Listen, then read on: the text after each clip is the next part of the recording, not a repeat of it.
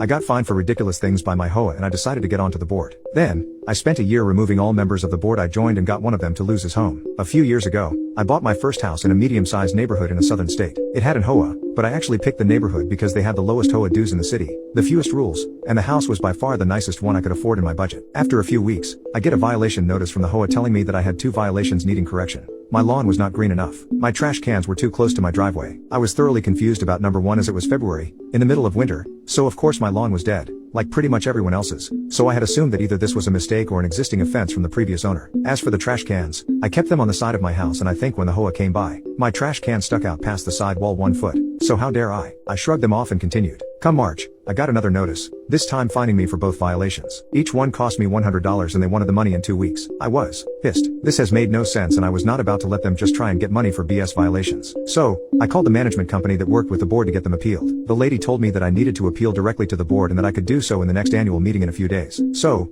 I of course showed up to the meeting. Prior to it starting, I met with a few homeowners and learned that they were all there for similar BS violations, and were pissed off too. I then talked with one of the members of the board about the fine appeals process. He was older guy in his 70s with short gray hair and a very worn and angry face. He asked what I was getting fined for, and when I told him, he just looked at me and said, and you should get fined for that. Young people like you not taking care of their homes is the whole reason I got on this board. Learn to be a better property owner. This dude was the VP of a volunteer board telling me that I did not know how to take care of my house. What a sad life. The meeting then started and the moderator mentioned that since this was an annual meeting, we would be voting on March 5th board members. They had some applicants to the board, and we could also nominate someone today. That's when I had the idea of how I could get my revenge. When the election part of the meeting came, I nominated myself, gave some BS speech about HOAs are not here to make money and that I wanted to serve my community. I wanted a landslide, and you could see the board members getting annoyed because they had scowled during my speech. After the meeting, I appealed my violations, in a very elegant way, and they agreed to waive my trash can violation. As for the grass one, apparently since I had weeds growing in my yard, like a tiny patch in the corner, they were still fining me because the weeds were turning yellow after I sprayed them. I was dumbfounded how they could get away with this, but they used a technicality in the bylaws that I had signed, so I ended up losing $100. Revenge.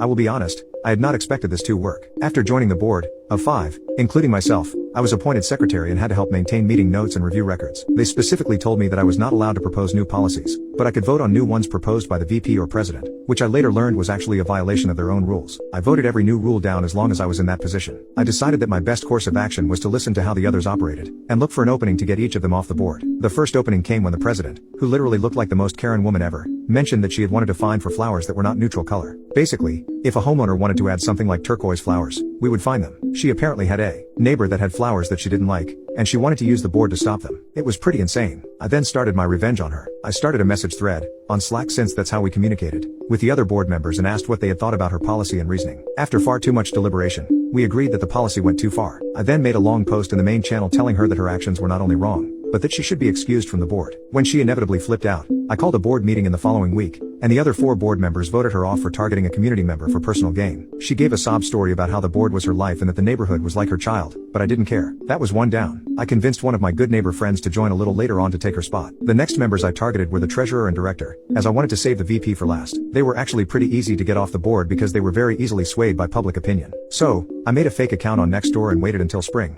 when most of the violations go out. When the letters went out, I looked for angry posts on Nextdoor. I then would comment on each one giving them the first names of the 2 board members as the culprits and told them to come to the next HOA meeting to appeal. It worked far better than I had expected. During the next meeting, over 50 people showed up and called out those by name. It was glorious. During the open session, community members grilled those 2 for their poor policies. The VP, now president after the other one resigned, tried to defend them, but ultimately failed. The 2 members were so distraught after the meeting, and I told them that maybe they should resign, and they both did. That was 2 more down, both of which were replaced by a couple who came to the same meeting, and wanted to get rid of these rules. Finally, the board had been flipped to 4 out of 5 people wanting to get rid of all these dumb rules. The president, however, was still the same old angry hateful man. He tried to add more rules to increase violation revenue and we voted him down every time. He started to get annoyed but stayed steadfast to the board. I tried a lot of tactics to get him to leave, and not much swayed him. A few months went by and we started with a new management company. They had a much better style of property management and a website for looking through our community's records as well as automated reports. When we got our first fines report, I hit pay dirt. The president's house appeared, and he owed around $10,000. Apparently he had opened violations that he had never paid and the other management company hid it from the board for him, since he had been on the board for close to 7 years. So,